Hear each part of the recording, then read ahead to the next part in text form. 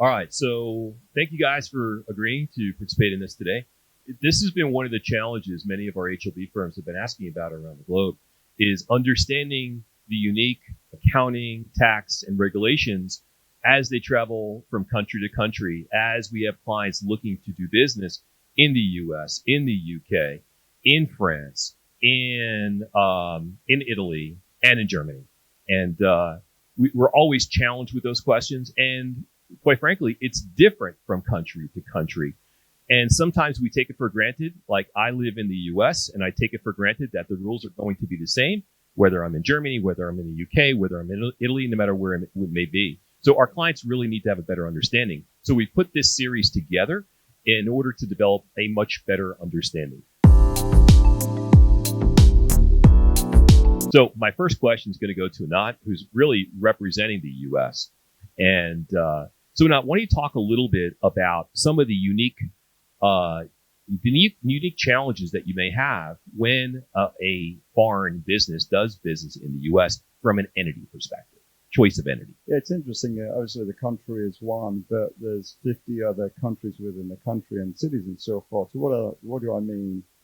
What type of entity structure should that U.S. operation have? Certainly speak to your tax accountants and your collaborative firm on your host nation, because it matters in terms of taxation. You've got various entity structures. You have an S Corp, C Corp, LLC, partnership. So that's one question to ask yourself. And secondly, where do I register this business? I may be doing operations in California. Does that mean I should or need to register the corporation in California?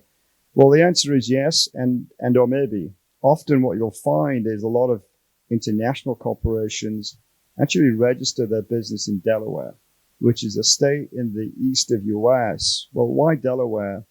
Delaware has probably the most friendly pro-business regulations, and when that matters is often dependent on the investors that are actually investing in the operations, but also if there are disputes within shareholders, it often is a more friendlier state to register. One can still do operations in California and still have an entity that's actually registered in Delaware. So talk a little bit about, suppose our client already has a corporation in the UK. And can we utilize that entity to do business in the U.S., or do you recommend a new entity before be formed? Typically, the process is that unless it's a branch office, you want a separate legal formed entity in the U.S., and there may be other structuring things to have as an entity above that, depending on where the investment's coming. So it's typically you want a separate entity for various reasons. And also, you got to understand what kind of operations they're going to have. Is it service-led? Is it goods and services and so forth? So many factors to consider. So talk a little bit, you alluded to this a minute ago about states, different jurisdictions. You talked about Delaware. You talked about they can do business anywhere. What are some of the tax ramifications when doing business in multiple states or even multiple cities that may require returns? Yeah, great question, because a company that's actually registered in one location, doing business in another location that's transferring either goods and services or services has both federal income tax ramifications, depending on the entity structure, could have a state income tax, and then you have city taxes potentially, you have property taxes, and you have sales tax, depending on what the entity does, intra-US. So multiple jurisdictions, multiple regulations, and multiple filings potentially. And often where you're doing business, as well as where your people and or inventory reside, could add another complexity in terms of where to file. So you touched on that on your last point about people. What if I decide to have payroll and employ individuals in the multiple states? Are there payroll taxes, or are there things I need to worry about as an employer from that perspective? Quick answer is yes. And then obviously, are they employees W-2? Are they contractors that have different rules, regulations, and impact as well? So we have a client looking to do business in the U.S. You just described a very complicated tax system. You talked about federal tax, state tax, city tax, sales tax, payroll tax. How does our client who's going to do business in the U.S. deal with that? What do? Do they hire an HLB firm to help? What is the process? Yeah, the benefits and the beauty of engaging a HRB firm is a couple of folds. One, from an international perspective, we have the connections and the ability to speak the same language, certainly from a tax and a structuring perspective. And also within the U.S., we have member firms that cover pretty much every state that have different specialties, as I mentioned, not only at the state level, city level, and the government level. So highly recommend a coordinated effort, and having it within the same brand of HRB would be far beneficial for the client. Talk for a minute. Many countries have statutory audit requirements for entities that are set up. Are there any statutory audit requirements in the U.S.? So I mentioned a lot of complex tax elements, but on the accounting side, it's actually less complex. Unless the entity is a entity which is what we call a public interest entity and or a public company, privately held companies residing and doing operations in the U.S. have no requirement per se to have mandatory audits, reviews, or even compilations. That said, if the entity itself in the U.S. raises financing, bank loans, and so forth, they may, as the lender, require that, and that's when you'd be required to have a financial statement that's prepared by a CPA firm. Otherwise, it's your internally prepared accounting function that needs to be dealt with. Excellent. So you raised a good point. Very often, our clients need financing in those countries. So I'm assuming, Anant, this is something that the HLB firms in North America can help with, plugging into financial institutions. Absolutely. We as accounting firms may or may not have a lending arm within the services that we offer, but we have a real breadth of ecosystem within who we work with daily. And many banks, either international banks and or local banks, have international desks. They have a lot of treasury service as well as the ability to finance local operations. Excellent. One last question. From a technology perspective, what is the most prevalent accounting system that you see used by small businesses that may be in startup mode here in the U.S.? I would say QuickBooks is a typical go-to. Sage is another one, but often it may actually be the host country that decides, depending on the size and the nature and the operations. They may have an international platform that they want to build here in the U.S. Excellent. All right, Anant, thank you. So with me next is Andrew. Andrew's from the UK, and we have a lot of activity with our clients that are looking to do business from outside the UK in the UK. So Andrew, talk a little bit about the complexity. We have a client, let's say in a foreign country, whether, wherever it may be, looking to do business in the UK. What are some of the initial steps they need to take to start that process? Thanks, Jim. One of the things that when I deal with international audiences coming into the UK is trying to get their mindset around that actually doing business in a different country is actually going to be slightly different to their domestic markets. So whether or not that's the US, whether or not it's France, Germany, or Italy, that's why you guys come in as a group for me. And particularly in the UK, there's setting up a business in the UK is very, very straightforward compared to virtually everyone else on this panel. I can form you a company within 24 hours, sometimes even sooner. But then you tag on extra bits. Whether or not you need a VAT registration, whether or not you need payroll registration, setting up a bank account. So it's all relatively straightforward. But then there's the additional complexities of actually thinking about what you're trying to achieve in the UK. So it may well be, if we're dealing with the US, which is a great audience for the UK, they have stock options, or share options, as we call it in Europe. And you might have an ISO or something along those lines. Well, if you set up an ISO for the UK entity, and those people, they're going to get a nasty surprise at some point. So getting things right at the startup, they'll fall, because it's an unapproved scheme, they'll fall due to income taxes and won't get the benefits that US. So having a little bit of international knowledge about how other countries operate really helps when supporting them setting up into the UK. Excellent. So talk for a minute about, we have a client that may be a corporation. Should they form a new entity when they do business in the UK, or should they bring their existing entity in? Tell us a little bit about that. Yeah, as a general rule, I would also advocate setting up a corporate separate ring-fence entity in the UK, simply because it's very easy to set up in the UK and it's very easy to close if there are challenges, because one of those bigger challenges is not only how you set up, but how you exit as well, how you bring money back to Germany, France, the UK, what are the tax implications, or if things don't work out. I mean, however, there are other choices.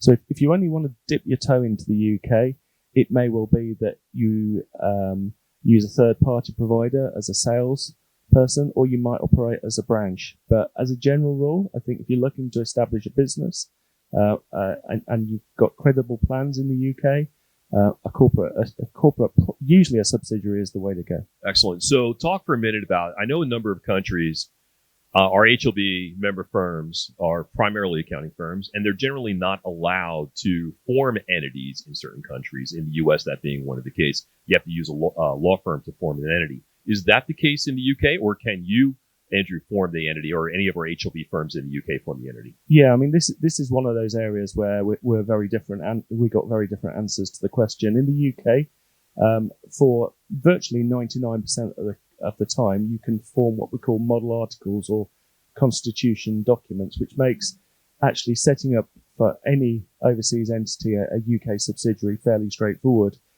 There are some slightly minor tweaks if you've got minority interests, or if you want to make special cases within your constitution documents. But usually, Menzies or a UK accountancy firm can actually form the company for you. It's no big deal. Excellent. So I know in certain countries there are statutory audit requirements every single time a return is prepared or whatever it may be. We heard from Anant in the U.S. that statutory audit requirements are not there in the private sector. Can you talk about the UK for a little bit? Are there statutory audit requirements? What type of financial statements are required, if any, before preparing a return? Yeah, this is one of the areas where the UK is actually quite different to a number of countries on the panel. So the UK has the same sort of thresholds as the rest of Europe around revenue, around gross assets, and around employees. But at the UK, in UK, you've got to assess those thresholds at the group level, not at the UK subsidiary level. That means you could have a UK entity with maybe a sales and administration office with perhaps only 500,000 turnover, and with very few employees, and it requires a UK statutory audit. And for actually, when you're dipping the toe into the market, that means the UK can be quite expensive exercise every year. And again, from an administration perspective, that's the case. I don't believe that's the case in France, Germany, or Italy currently. So talk a little bit, Andrew, about the type of services that Menzies or any of our UK-based HLB firms could provide. Many of our clients may not have a desire to build up an internal accounting department. They may not have a desire to hire a lot of people. They're primarily entering the UK market from a sales perspective. That's pretty much what drives a lot of our clients. What type of services can a firm like Menzies provide to our client in that process? Sure. I mean, we're geared up to provide a fully holistic, full solution package, whether or not that's the bookkeeping side, whether or not that's the payroll side. We actually provide HR services, which is support. You might have an overseas HR team, but you don't know the UK, so we can help with employment contracts and handbooks and things like that. We have we do have self-review threats, and we have to be very careful around the controls if the company is going to be audited. However, perhaps not to the same extent as maybe the US or France, where the regulation is a little bit more tight. So as long as we've got controls, we can certainly provide that. We're also very fluid in working with local providers to help you set up with bank accounts, find property, insurance, those sort of areas. We're here to help you. So another question that comes up quite often is when you form that entity for our client, is there any requirement that you need to have a UK citizen to be a shareholder or owner in the entity, or a registered agent or something along those lines? Or can it just be our ownership from the other country? Yeah, the formation side of things is very straightforward, as I said earlier. Effectively, you don't need a UK director, although what you'll find is that if you've got a UK-based director, things like the VAT registration and setting up a bank account particularly become more straightforward. In terms of other areas, minimum one share, £1 of shares is minimum share capital. There's no high equity requirements. Obviously, you've got to think about how you're going to fund the UK entity. So often we get the Italian audience who want to invest high equity, whereas the US are perhaps more inclined to do debt finance or loan financing coming in. So, the one thing you do need is a UK registered office, but we can provide that and actually for a fairly nominal fee. Excellent. So that's another service you can provide, that registered office. Absolutely. So let's, one final question. Maybe our client utilizes QuickBooks in the country that they are in. What is the most common accounting package that you see used by entities that maybe form startup entities in the UK?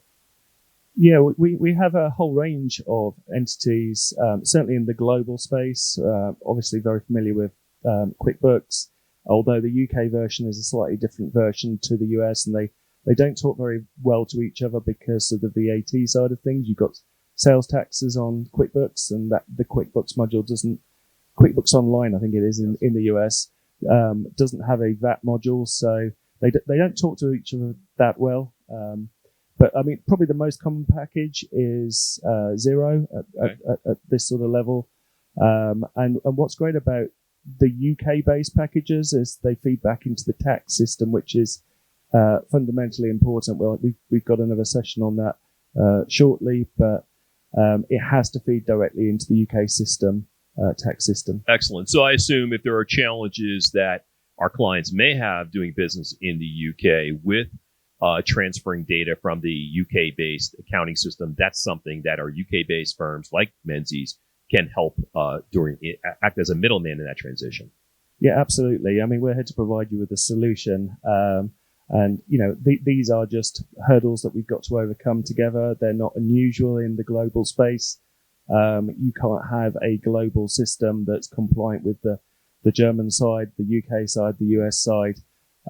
So we have got solutions for you, and we're here really to make your lives easier in terms of your international journey. Excellent. Andrew, thank you. Thank you. Hey, so next up is Laurent, and we're going to talk a little bit about doing business in France. And so talk about some of the challenges. We have a client, regardless of where that client may be, they decide to open up a sales arm. They decide to open up an entity in France. So can you tell us from a high level what that process is like and what your firm can help with? Hello, Jim. Yes, this is a very good point. When a client calls me, most of the time they say to me, okay, Laurent, we have a potential very good employee in France. It will be our first employee and we need to sign the work contract immediately. Step one. Yesterday. Step one, I say to the client, we have to settle a French entity most of the time. And unfortunately, it's not like in the UK. I cannot settle an entity in 24 hours. But France is not a terrible country, and we can manage it. We can manage it in something like 3 weeks. 3 weeks? Yes, we need something like 3 weeks. This is something that is acceptable for this French employees. So, Laurent, this is really something that our clients need to plan for. Our clients really can't do this. They decide to let us know on a Friday that they're doing business in France on a Monday. They need to really plan this process out. That's one thing that I've heard that is different for France than many other countries. Yes, for sure. You have to anticipate a little bit. I think that at the end on the French market, 3 weeks is really acceptable. But if you want to do it in 3 weeks, you had to follow some steps. The big point in France, in many European countries, is the bank account. So what we do within HLB France is that we put the share capital on an escrow account of a lawyer or of a French notary. Then we settle the company with this escrow account. And as soon as the company is settled, so we have got a French number, identification number, we can open then a bank account. It's not compulsory to have a bank account in France, but to do business on a daily basis, you need one. So it's much easier and much more efficient to first settle the company and then to open a bank account in France on the basis of the entity that is already settled. So talk a little bit. I have a corporation. Our client has a corporation already in existence in another country. Can they utilize that existing corporation to do business in France, or do we have to create a new entity? It depends on what you want to do in France and the level of the business you want to develop in France. You can create a branch in France or to settle a legal entity in France. At the end, it's more a tax aspect, depending on your tax strategy and also how you want to develop the businesses in France. Could you talk a little bit about the tax structure in France? Could you talk a little bit, is there just one level of tax on the entity, on the corporation? Are there different taxes depending on where they go in France, into what cities they may enter into France? Talk a little bit about, are there other types of taxes, maybe employment-related taxes, VAT taxes, things like that our clients need to be aware of? Okay. The French environment can be a little bit complex. We have got corporate income tax return, VAT,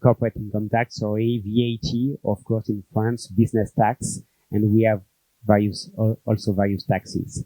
The key point, from a foreign perspective, it can appear quite complex, but if you go to HLB France, to a CPA that is used to manage international business, it is not so complicated because we are used to explain to foreign clients how to manage it. And this is at the end quite straightforward.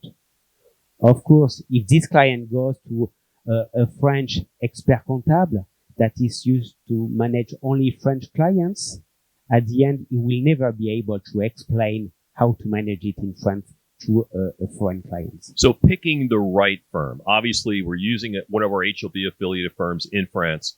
I would assume all of our HLB affiliated firms in France have the capabilities that you have, or no? Yes, we have. In France, we have a kind of one-stop shop for these international clients. I can give you one example. In France, what is complicated is pension funds and healthcare insurance. You have to pay that to your employees.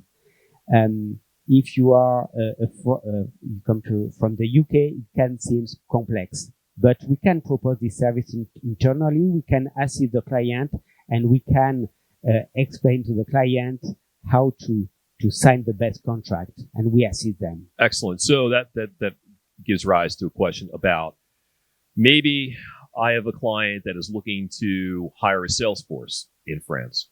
Could you help with an understanding around human resources? Talk about some of the things that our client would need to be aware of that maybe is unique to France from some other countries. Yes, for sure, we are able to assist. We have some standard answers that we give immediately to the client in order for the client to understand the French environment. For example, the work contract. It's very important in France, the work contract. It should be in French.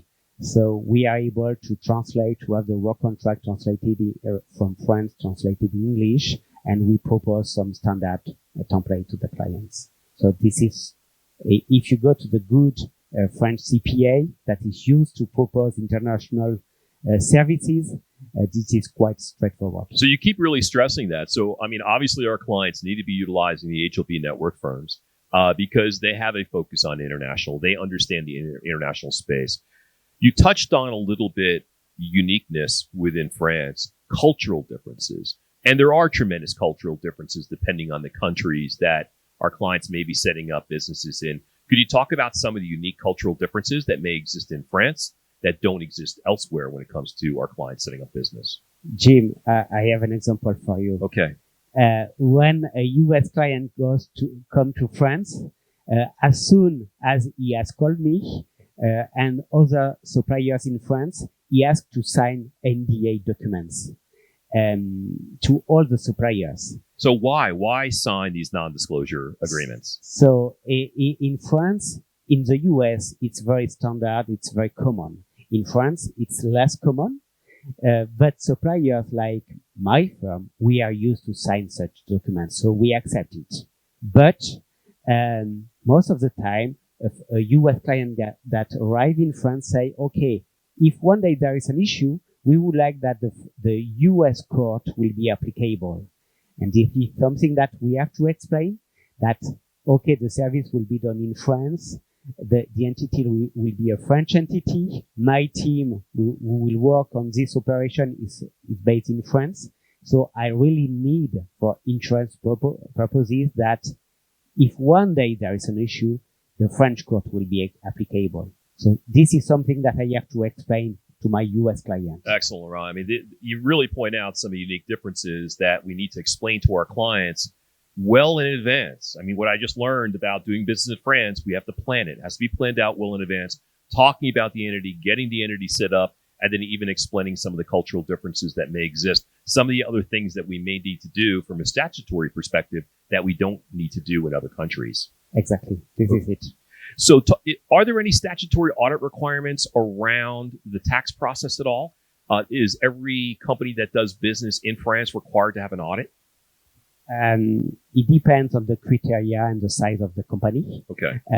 Only, if I make it very simple, only companies with more than 10 million euro of turnover need what we call in French legal auditor, commissaire aux comptes. Okay, so that's high level, but obviously if they want the details, they want the uniqueness, they can reach out to you to be able to do that. Exactly. Okay. One final question. Talk about, I keep asking this question about accounting systems. What is the accounting system that you see most prevalent in France, used by your small business clients? Okay. I have a story for you. Okay. QuickBooks. QuickBooks. They tried to come to France. What happened? They spent a lot of money in France. And last year they decided to go out of France. Wow. Because the French system is very specific. Okay. The market was not big enough for them. So what system is used by a lot of small businesses in France? In fact, at the end, it's a lot of French system, Okay. but that are fully compliant with Okay. SAP, with Oracle, Sure. with QuickBooks, etc. So from at my firm, for example, I am used to manage clients that do the bookkeeping on SAP, on Okay. QuickBooks, on Oracle, for example. Okay. I take the data and I put it on my French system. Okay. All right. So that this way, again, in your country, your firm is able to be that go-between, the intermediary between the system that they are currently using and maybe the system that they are using in their home countries. Correct? Exactly. To be at the end French GAAP compliant. Okay. Which that's what they're going to rely upon you for. Exactly. All right, Laurent. Thank you for sharing the knowledge about doing business in France. Thank you, Jim. So Marcus is from Germany, and we're going to talk a little bit about the uniqueness of doing business in Germany for our clients. So when we have one HLB firm in another country that has a client that has a desire to form an entity to do business in Germany, Marcus, take us down that path. Tell us a little bit about the services that your firm, our HLB firm in Germany, can provide our client and the process they go through. Well, yes, thanks, Jim. Yes, we typically can provide the full service, the full package of service. The first step, we typically want to see if there's a need for a legal entity or if we can do the business with a branch or permanent establishment. But in most cases, if we see that the client wants to have serious business in Germany, we typically recommend to go for a corporation. And then we can, of course, also support the setup of this corporation. We have a very strong and capable legal department in our office, and they can help us with this process. I'll stop you right there. So you mentioned a legal department. So very different than some other countries that they can't mix law with accounting. In Germany, you mentioned you have a legal department. So you have the ability to form the entity within your firm. Yes, that's true. We have a lot of lawyers and they can help to set up the company. But what is additionally necessary in Germany, that the general managers have to sign in front of a notary public. And we do not have a notary public in our office, so therefore we have to involve a third party at the end. Okay, so talk a little bit about if we have an entity that is in existence, what I've heard, whether it's the UK or whether it's France or whether it's Germany, the feeling I'm getting is that we should form a new entity pretty much in that country where we're doing business. It seems like that's the case also in Germany. Are there any requirements to have a German citizen or German ownership of our client in that country, or an authorized representative, officer, or something along those lines? So from this aspect, that's quite easy in Germany. You do not have to, it's not a necessity to have a, let's say, general manager in Germany. There's no need for have an office in Germany or things like that. But you have at least to have a business address in Germany. And if the company does not rent an office or has an own property, then it's possible to use our business address as HLB. And I think that's a really good point that you bring up, Marcus, about Germany. A lot of our HLB firms around the globe offer that ability. They generally use an office or location in one of their offices as a way to facilitate that process for many of our clients. Talk a little bit about the German tax process. You formed an entity through your firm. Our client now has an entity formed. About how long does that process take? To register the company? Yes, it's quite long in comparison with other countries. When we really set up a company completely, then it typically takes 3 to 4 weeks in Germany because we have a lot of formalities in Germany. And as I mentioned before, we have to involve a notary public and these things. But we have another option to accelerate the process a little bit, to buy a shelf company.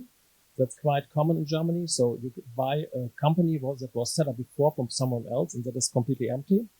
And the advantage by doing this is that this company already has a bank account and has articles of association and things like that.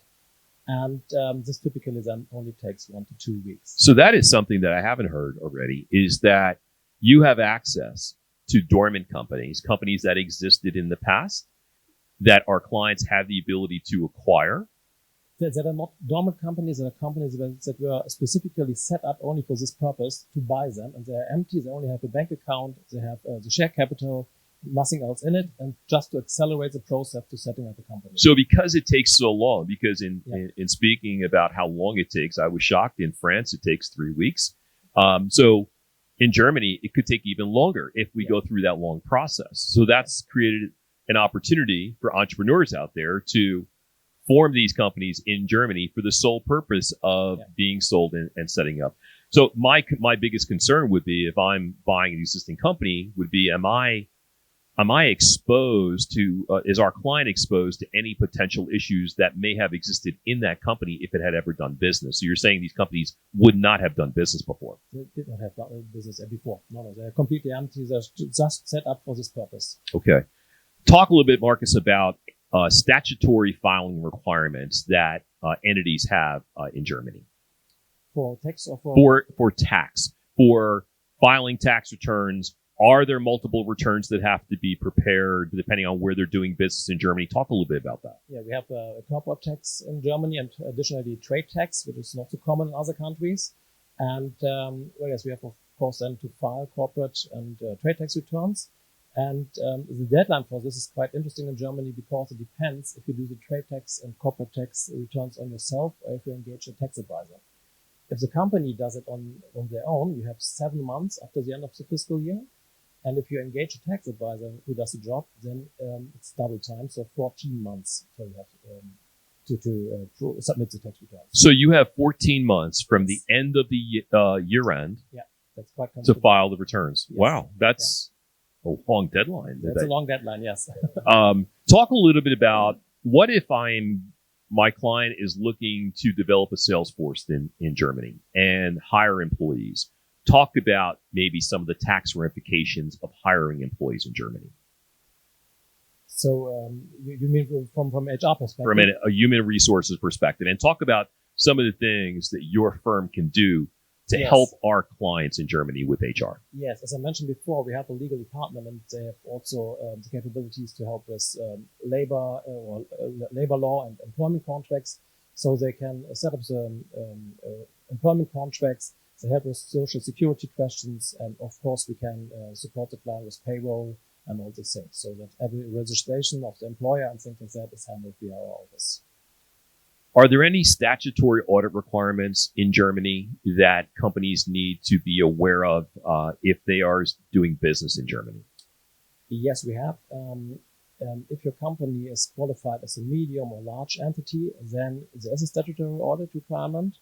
And again, as we had before, the criteria are the balance sheet total, the turnover, and the number of employees. And if you rise or exceed two of these three thresholds, then there's a requirement to have a statutory audit. So what I'm really understanding in having discussed forming entities in various countries, whether it's the UK, whether it's the US, whether it's France, whether it's Germany, these things can't be done overnight generally. We need to plan. Although it's a very quick process in some countries to form an entity, we have to really think through about maybe the type of entity, especially when it comes to Germany, that long process. We need to really think through what type of business our clients are doing in those countries to determine, the entire process that we should be taking advantage of. Correct? Yeah, as it takes a lot of time, it's quite necessary to know all steps so that you can anticipate that and try to accelerate the process. For example, if the general manager is not physically in Germany, then it typically takes a little bit also longer because, as I mentioned before, if you want to register, for example, a corporation in Germany, you have to do it in front of a notary in Germany. And if he's not physically in Germany, then you have to have a power of attorney, notarization, apostille, and all these things, which typically delays the process. So to know what you have to do, it helps to accelerate the process. So Marcus, if our client has the desire to form an entity, hire employees, file tax returns, and do business in Germany, does your firm, our HLB firm in Germany, have the ability from start to finish to be able to help and facilitate that entire process? Yeah, we can facilitate the entire process. So we can set up the company with our legal department. We can register for payroll, for corporate taxes, for trade taxes, and then we can do the payroll, the bookkeeping, and also the financial statements. Great. So you mentioned the bookkeeping. I'm going to ask you about client accounting services, providing client accounting services. Our client doesn't want to hire and build an entire accounting department because they may have an accounting department back in their home country. What type of client accounting services can your firm provide that client? Yeah, typically we provide the day-to-day bookkeeping then. And as discussed before, we do not know QuickBooks in Germany. We do not use it. We have a lot of other systems.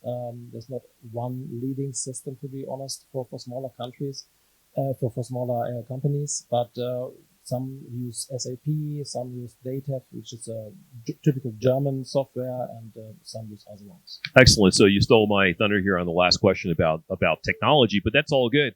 But regardless of what system the parent uses or in their home country, I assume you have the ability to give them the data that they need to get back into their accounting system from the system that is unique to Germany.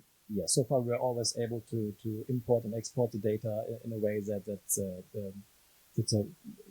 parent entity needed and that we needed it for the German entity. Yes, that's possible. Excellent, Marcus. Thanks for all that insight about doing business in Germany.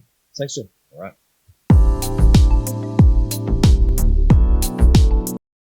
So, Luca, from an Italy perspective, we have a client that is looking to do business in Italy, looking to hire a sales team in Italy, looking to expand their operations. Talk a little bit about what's involved if we pick up the phone and we call you and say, hey, our client, it's Friday afternoon, our client wants to do business next week in Italy. Is that possible? What can you do for them?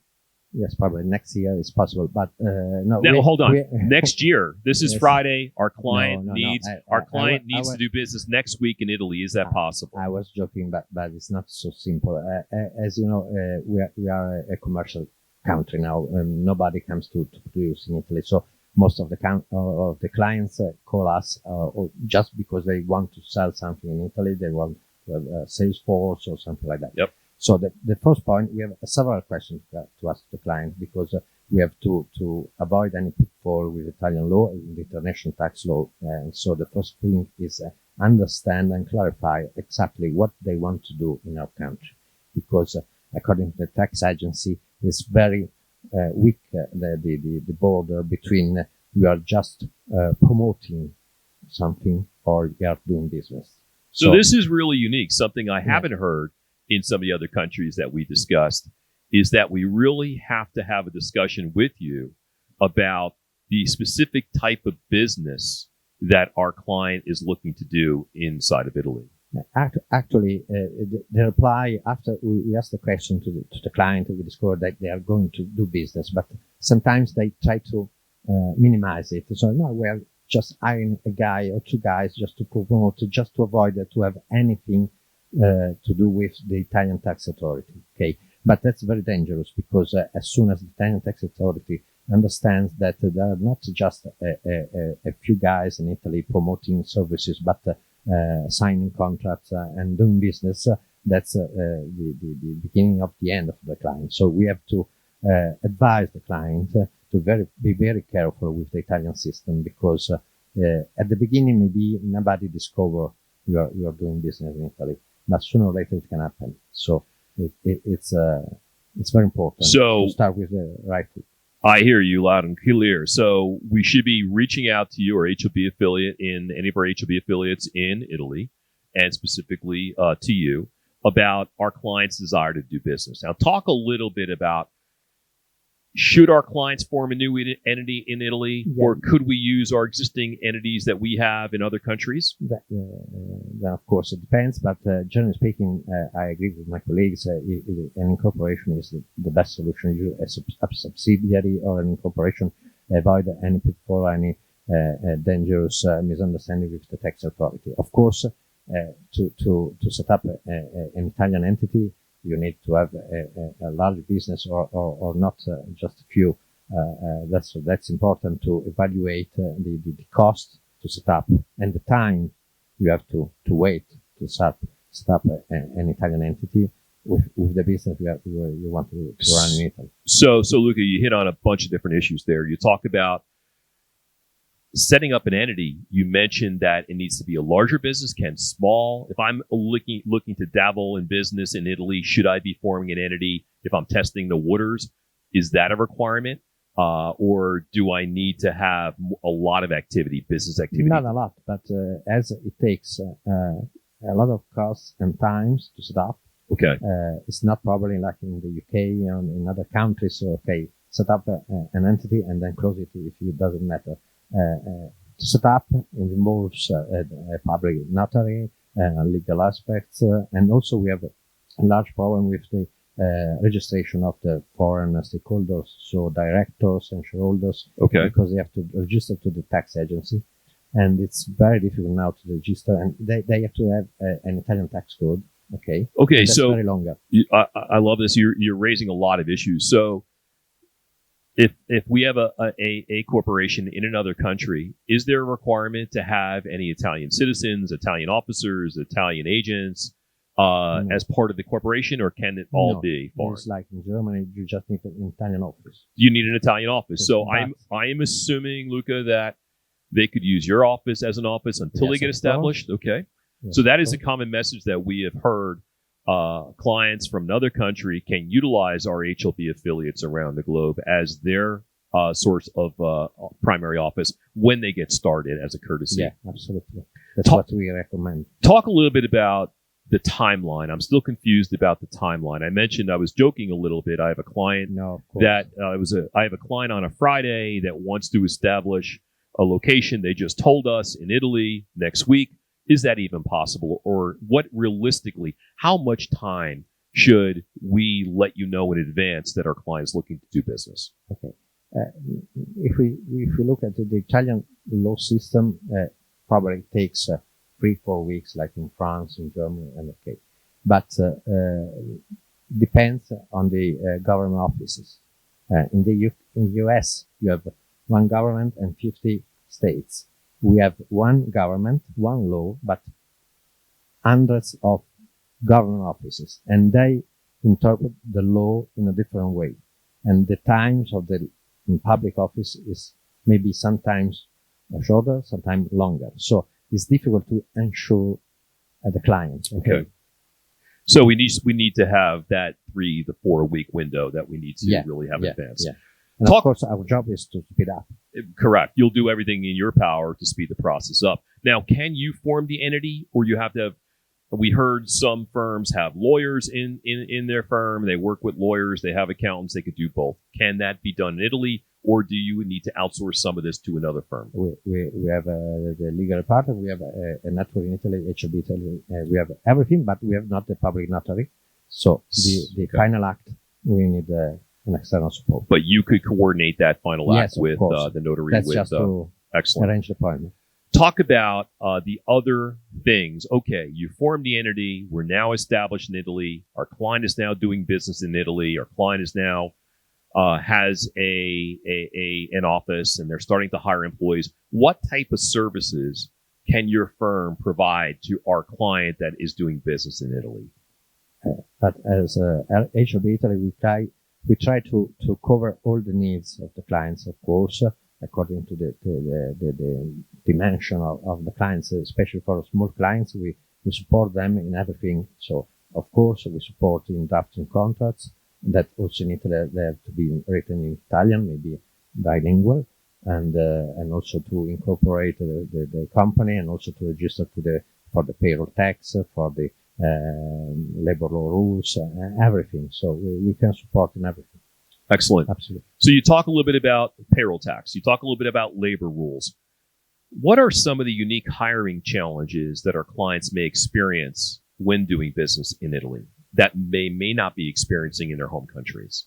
Yes, depends, of course, which is their own countries. But if you come from the Anglo-Saxon world, it's very, very different. The labor law in Italy, and it's more similar to France, Spain, and so on. So, first of all, you have to respect a lot of rules according to the safety and working hours and minimum salary and so on.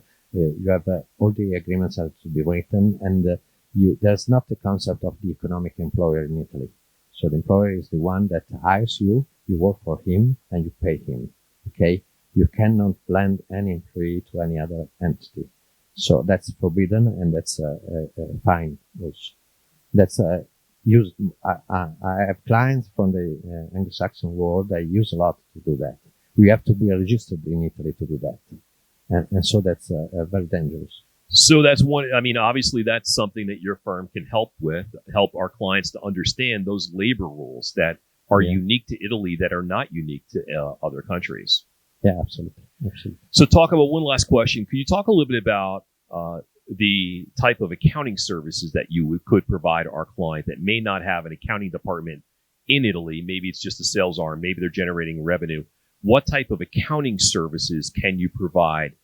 Bookkeeping services can you provide to that client? Like HOB Italy, we can provide all the accounting services from bookkeeping to payroll tax, and also payroll book, and of course all the tax returns for individuals and a corporation, and everything is mandatory, and according to the Italian tax law, we can provide to our clients. Absolutely.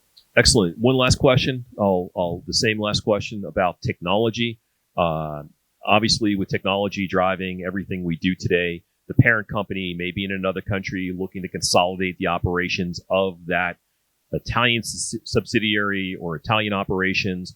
What is the most prevalent accounting system you see used by small businesses in Italy? I have a story like Laurent. That kind of software tried to enter and spend a lot of money to enter France. Yes. And then came back. Okay. The same software neither thought to come to Italy.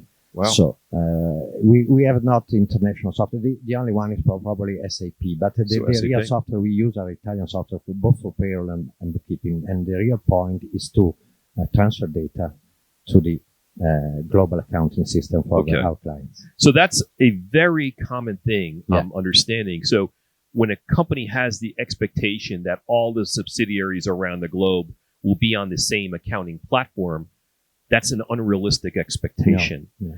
And again, you've demystified that myth for me and a lot of our clients.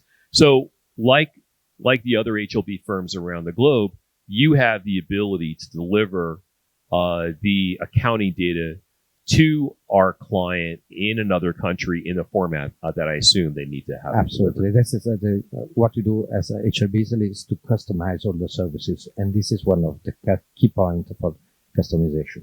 Excellent. Luca, thank you so much for giving us that insight about Italy. I want to thank really everyone, and not from the U.S., Luca from Italy, Marcus from Germany, Laurent from France, and Andrew from the U.K. About really helping to educate all of us about the uniqueness of doing business in those countries. We have to really make sure our clients don't have expectations this can be done instantaneously, that we need to plan this in advance. Sometimes it could take a number of weeks to do it properly, to better understand it. But the common message that I hear in every single country is that for the most part, our HLB firms in those countries could be a one-stop shop to coordinate and facilitate the entire process. So we should be reaching out to you when our clients have a desire to do business in each of those countries. But the thing is, we need to be doing it well in advance. Guys, thank you so much for all the time that you spent doing this. Thanks.